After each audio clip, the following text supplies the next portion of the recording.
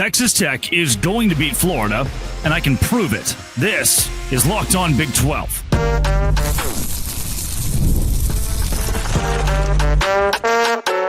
You are Locked On Big 12, your daily podcast on the Big 12 Conference. Part of the Locked On Podcast Network, your team every day.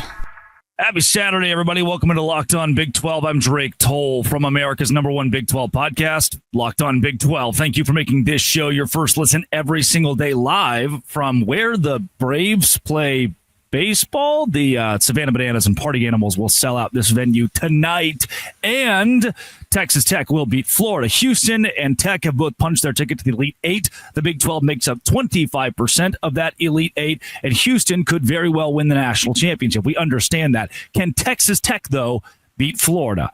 If you hit subscribe, I get to keep my job. According to Shot Quality, which is America's #1 advanced analytics site, Texas Tech and Florida make up a top 10 matchup in the country. Shocking, I know. They have Texas Tech at 3rd in the nation overall, Florida at 5th. They're very, very high on the Red Raiders. One of the reasons they're so high is because of Texas Tech's offense. Now, the analytics went down after the Arkansas game. That was effectively a numbers nightmare for Tech, but they've made it to this point.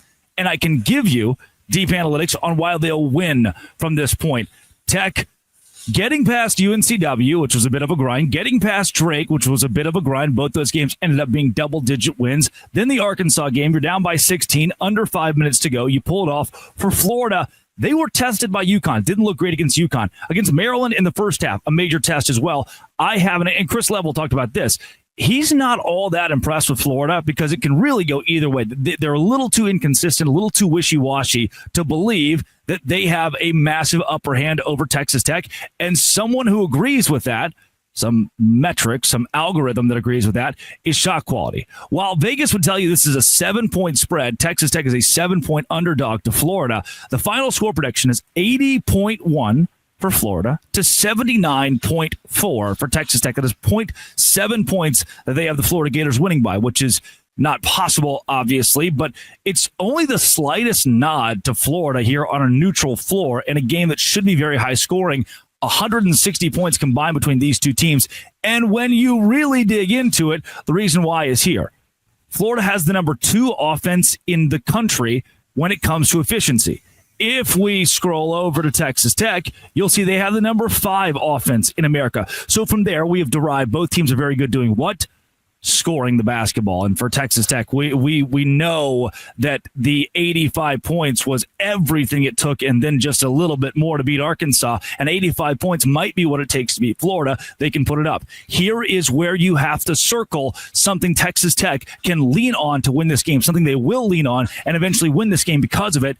Florida has the 58th best defense in America. 58th.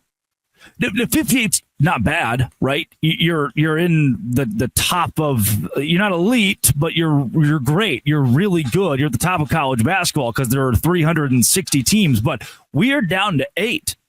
58th is not going to cut it.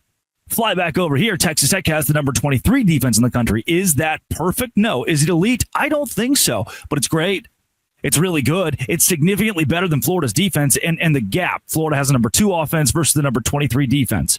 That's a hefty gap. Florida's going to be able to score. Well, we fly back over. Texas Tech #5 offense facing the #58 defense. That's a much larger gap. Texas Tech, very good at spacing the floor. Florida defensively, bad at keeping offenses out of sets. They're going to let you get comfortable. They're going to let you space the floor, and Texas Tech spaces the floor better than anybody.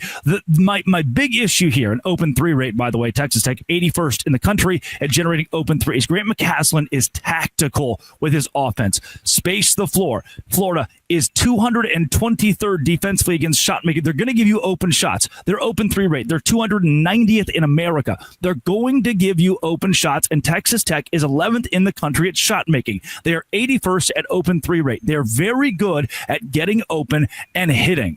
Florida is very good at letting you get open, if that makes sense.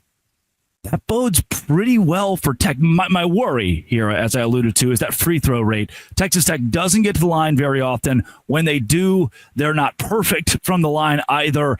If Florida, in this game, does not foul, and the officiating crew decides that the SEC needs an extra bump or a little juice or some help, as they sometimes do. The Big 12's too physical. We got to call fouls on Texas Tech.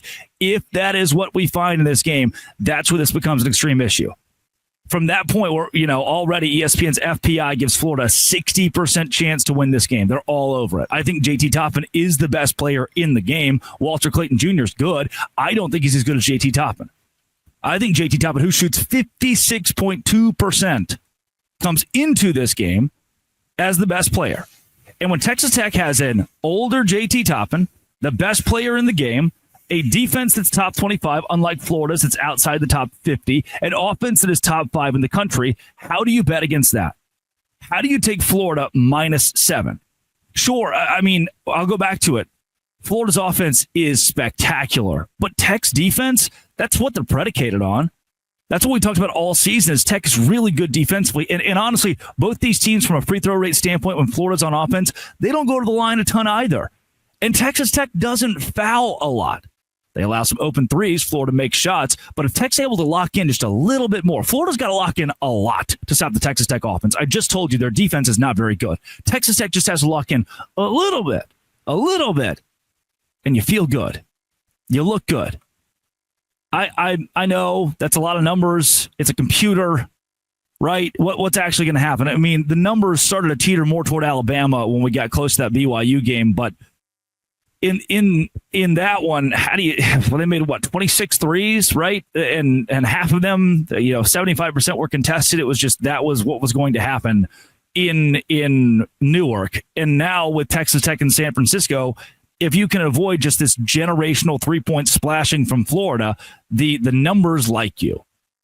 You can throw them out if you want to. It is March, but the numbers like you a lot. Texas Tech +7 tonight is the play. Texas Tech money line can be the play if you want it. I am very high on Grant McCasland and this team. Texas Tech will beat Florida. I'll be here with all these people. The Braves. The only shirt that I brought was my Arkansas shirt, by the way. I told you I was born there. Now that they've lost, now that Texas Tech beat them, and I was rooting for Texas Tech, it's my job. Now that Texas Tech beat them, I can, wear this again. Sorry, but I'll be here with all these folks watching the game tonight on my little phone, screaming. Texas Tech's going to win. The NCAA tournament is here, and so is the Bracket Breakdown. Locked On Podcast Network and Amazon Fire TV channels are teaming up to deliver NCAA tournament coverage like never before.